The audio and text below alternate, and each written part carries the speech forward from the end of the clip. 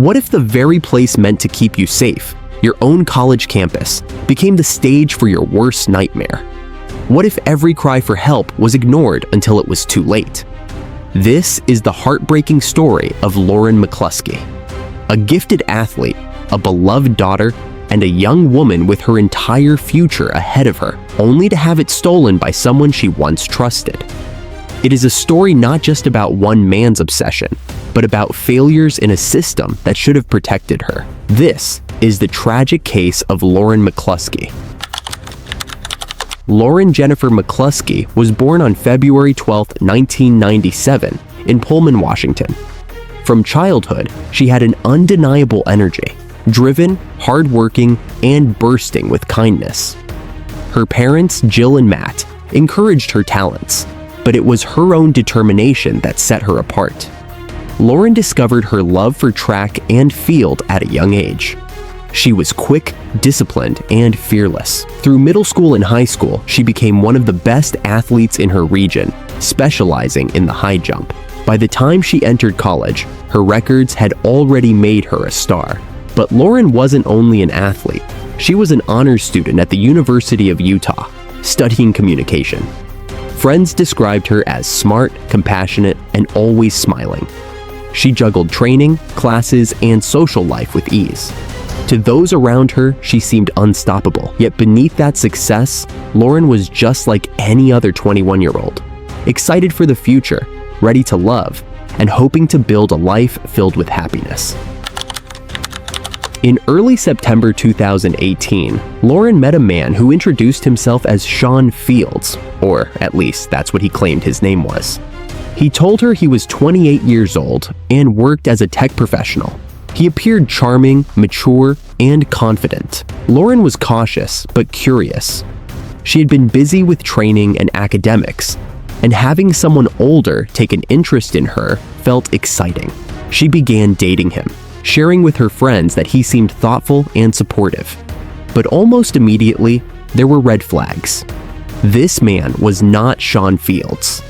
His real name was Melvin Rowland, and he was 37 years old, nearly twice Lauren's age.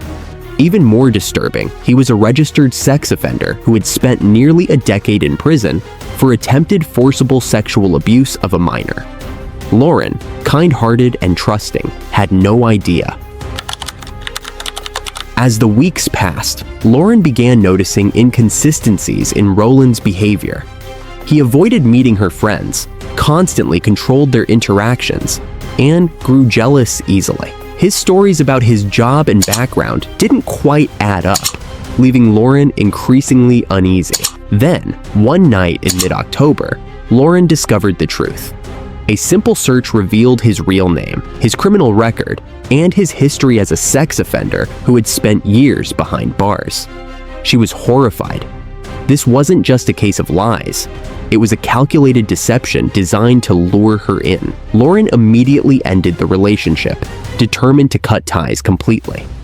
But Rowland wasn't ready to let go, and his obsession was only beginning.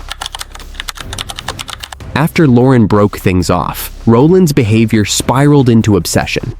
He began harassing her through texts, emails, and phone calls. He demanded money, threatened to release intimate photos, and even enlisted his friends to pressure her into contact. His manipulation grew more menacing each day. Lauren, frightened but determined, reached out for help. She told her friends, her parents, and most importantly, the University of Utah police. She filed reports, explained his threats, and begged them to intervene before things escalated further. In one desperate message to her parents, Lauren wrote, "I'm really scared. I've told the campus police, but nothing is happening." She was doing everything right. She was asking for help, following the rules. But the help never came, and Rowland continued to tighten his grip. Between October 10th and October 22nd, 2018, Lauren contacted university police multiple times. She reported the harassment, the extortion, and the fact that Rowland was a registered sex offender lying about his identity. Each call was a cry for protection that went unanswered. Her parents also called the police, pleading with them to take action. Yet the responses were dismissive. Officers told her to stop answering his calls. They downplayed her fears, failing to realize just how dangerous Rowland truly was becoming. On October 19th, Lauren even gave police evidence, screenshots of texts, proof of extortion, and the name of his parole officer. Still, no immediate action was taken, and no real steps were enforced to safeguard her. It was a catastrophic failure of duty, one that would soon have deadly consequences no one could undo. October 22nd, 2018, started like any other day for Lauren. She went to classes, trained at track practice, and spoke with her parents. She sounded normal, busy, focused. No one knew it would be her last day alive. But as evening fell, Rowland's obsession reached its peak. That night, Lauren was walking back to her dorm from class. Around 9 p.m., Rowland, waiting outside in disguise, approached her with calculated precision. He convinced her to come to his car. Using manipulation and intimidation, she could not escape. Witnesses later reported seeing a woman struggling near a vehicle in the dorm parking lot. But by the time help was called, it was already too late. Rowland kidnapped Lauren, forcing her into the car. For hours, she was trapped with him, pleading, terrified, and completely alone with her stalker. At 10:59 p.m., police received calls of suspicious activity.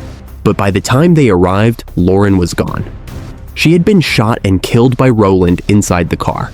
Her body was left in the back seat as he fled, vanishing into the night. News of Lauren's disappearance spread quickly, sending ripples of panic across campus. Her friends, family, and teammates frantically searched, clinging to the hope that she was still alive and would soon be found safe. But police soon confirmed their worst fears. Lauren's body was discovered inside a car near campus. The confirmation was devastating. A promising young woman, full of life, dreams, and potential, had been murdered by someone she had once trusted with her heart. Meanwhile, Rowland was on the run. Instead of remorse, he displayed chilling arrogance. He called friends, bragging about what he had done, and even attempted to meet other women through dating apps while in hiding. His lack of humanity shocked investigators. The manhunt lasted for hours until police cornered him in downtown Salt Lake City. But rather than face justice or acknowledge his crimes, Rowland chose cowardice. He took his own life before he could ever stand trial. The news of Lauren's murder sent shockwaves across the nation and ignited a wave of anger.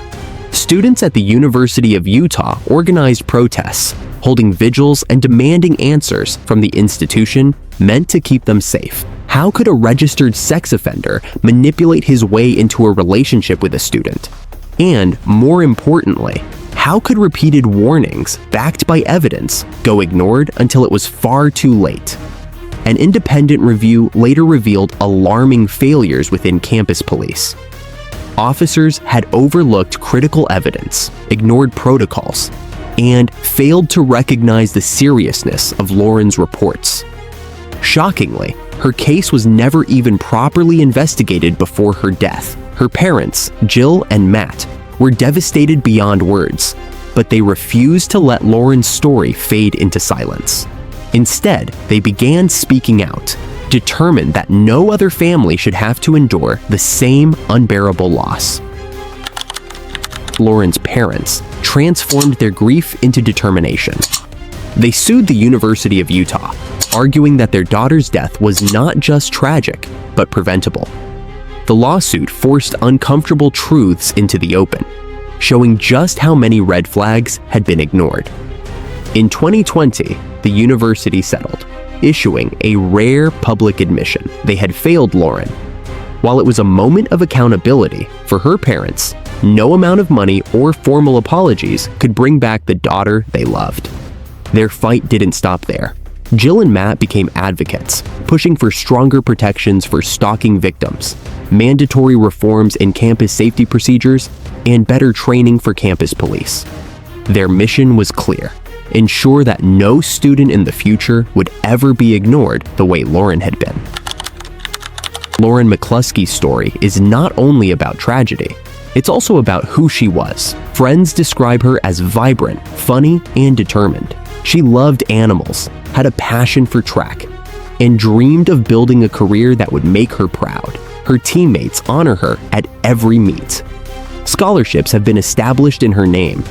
Her parents created the Lauren McCluskey Foundation, which raises awareness about dating violence, campus safety, and stalking prevention.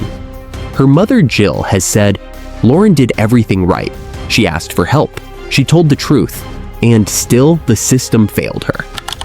The case of Lauren McCluskey is a chilling reminder of the dangers of stalking and the failures that can occur when cries for help are ignored. But it's also a story of resilience, of parents who refuse to let their daughter's voice be silenced. Today, her name stands for change, for stronger protections, for every student who deserves to feel safe on their campus. Lauren McCluskey should have had decades ahead of her, races to run, dreams to chase, and a life to build. Instead, her story has become a warning, a reminder that obsession kills and silence can be deadly. Lauren's life was stolen, but her story doesn't have to be forgotten. If you found this case as heartbreaking as we did, please like this video, share it so others know her story, and subscribe for more true crime documentaries that shed light on cases that must never be ignored. Because sometimes, the only way to honor the victims is to make sure their voices are still heard.